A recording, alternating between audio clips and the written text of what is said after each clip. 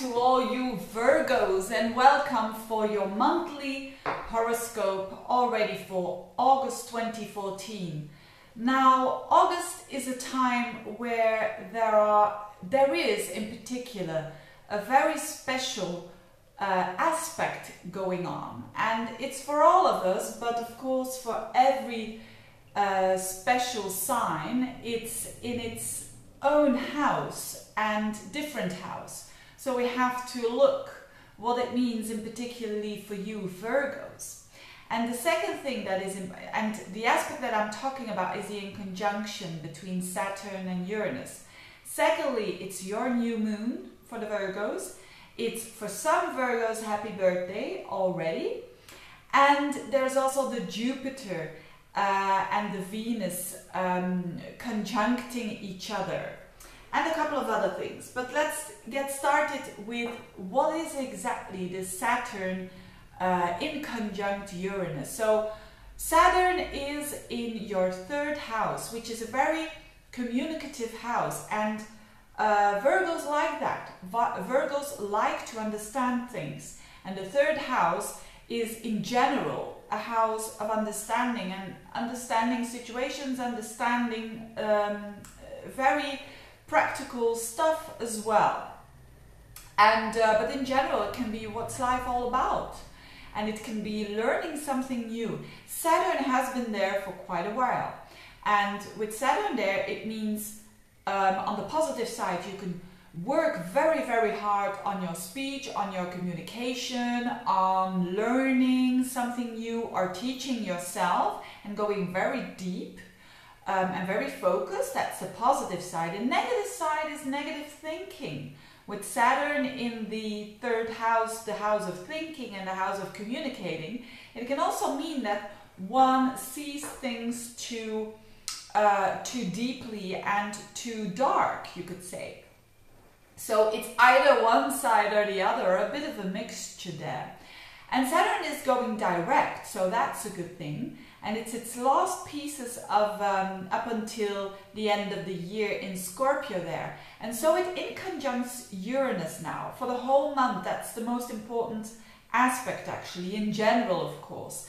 It's inconjunct Uranus in the 8th house. And Uranus in the 8th house tries to liberate you from your own fears, from your own demons. It also can mean that you are more interested than ever in the occult, in the metaphysical, or in death. And I mean, you know, maybe near-death experiences or whatever. But it's a very transformational house, and a very house of power and of trust of other people.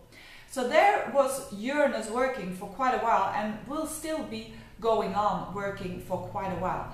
Now so these are the two separate energies. That Uranus that wants to liberate the Virgos, very much in general when it comes to trust of others, and also when it comes to strength and your own strength and becoming very powerful, because when you attack your own fears, whether they are imaginative or not, you become a stronger person.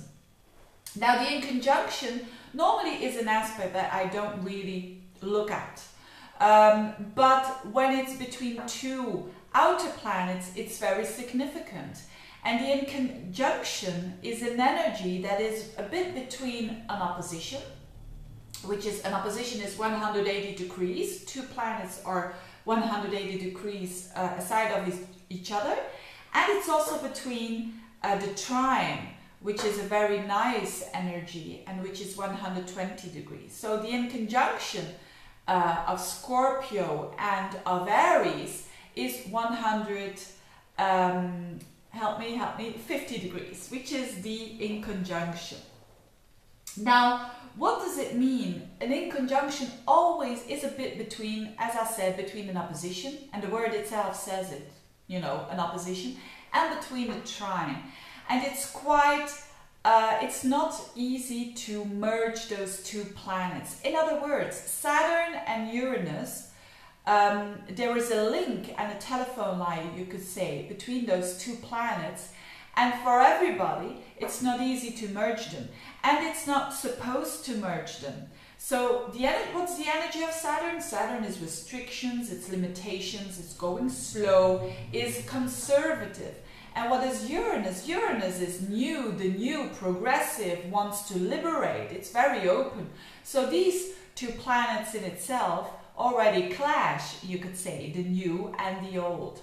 And what's the in conjunction doing? It's all giving us a feeling of not being able to merge the old with the new, not being able to blend the new with the old when it comes to the thinking for you Virgos, and when it comes to the dealing with what I just said about the 8th house, the dealing with the transformation, the dealing with you trying to trust others and yourself more than ever. So these two energies are not easy to merge. And as I said, with an in conjunction, it means it's not needed to merge. You could say with a trine it goes very easy. With an opposition, there is the balance that this is the goal. But with the in conjunction, it means you're not there yet, but you're on your path. And it's, as I said, within conjunctions, and I have two of them in my birth chart, so which is the yacht. So I know this energy quite well. It doesn't mean to say that these energies does have to merge. So how do you deal with it? How do you deal with that very constrictive and restrictive energy of your thinking and your communication together with your opening up towards other people, with your opening up towards your own demons? Well, you actually don't merge the two. You cannot do that. You cannot fix it, but you can live with it.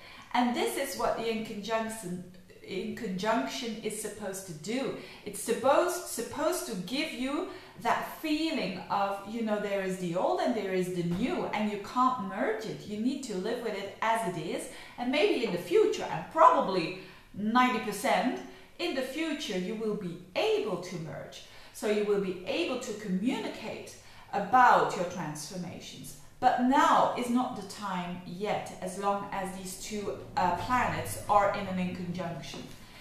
It is a bit a tough explanation, but I know you Virgos like that, and I know you Virgos like the detail, and I know you Virgos can deal with that as well. So if you've got the feeling, you Virgos, that you can't yet merge two different energies and who are very contradictory, as I said, the old with the new, if there's something new in you brewing and you can't let go of the old, it's very normal, and it's just a message that it's not supposed to be the old, put it away and go for the new. It's supposed to stay that way for a while, because the time you're not there yet, but you're definitely on the go. And with the new moon, you've got a new moon in your sign, which is on the 25th. So at the end of the month, you've got a new moon in your sign. So for those who have Virgo planets around 0 to up until 5 degrees of Virgo, because it's on 2 degrees of Virgo, there's a new moon, which always means a new beginning, because this is your first house. And this always means for the Virgos, when there is a new moon in their sign, that they're up to new things. They're up to new projects, and they can get, it's a good time for starting new projects, especially around the end of the month, as I said, around the 25th.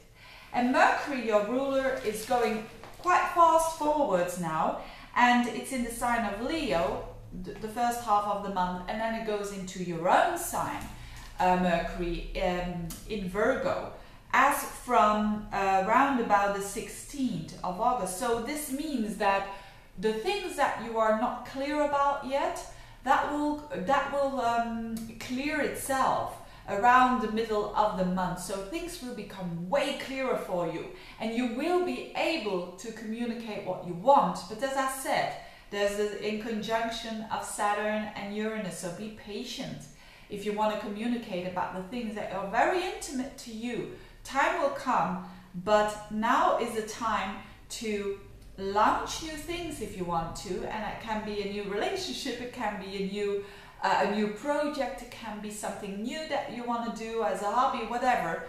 With the new moon there, it's a very good time. And another thing with Venus and Jupiter in your 12th house, I made a separate video of Jupiter in Leo, so you can check that out. I'll put a link below. And Jupiter and Venus, they're in your 12th house, especially with Venus in the 12th house. It's a good time to relax for the Virgos, because if there is one thing that Virgos are not, you know, normally good at, it's relaxing, and it's to go with the flow. And the 12th house is a house about go with the flow, and it's a house about relaxation. So it's a good time for the Virgos to spend some time on your own, and to relax and do something that eases your mind, like meditating, martial arts, kung fu, but it can also mean just reading a book, and a book that leads you, that broadens your mind, because it's Jupiter there in your 12th house. Now, last thing I want to mention is the Mars and the Saturn in your 3rd house. I already spoke about Saturn in your 3rd house, but Mars is also in that 3rd house, and where Mars is, there's action. So again, that 3rd house of communication is emphasized there. But with the Mars and the Saturn, and also because this is such an interesting and important energy, the combination of Mars and Saturn in the same sign, I made also a separate video of that, and you can click on the link below if you want to see that, because these two energies mean, again, a possibility for super focusing something, for super studying something. But again, it can be quite frustrating as well. That's the negative side. So if you don't get something, it will come, but just be patient. That's it for the Virgos. Again, I wish you a very, very good birthday, you Virgos. And see you next time. If you want a reading, just click, all the information is as usual below. Thanks for watching. Bye bye.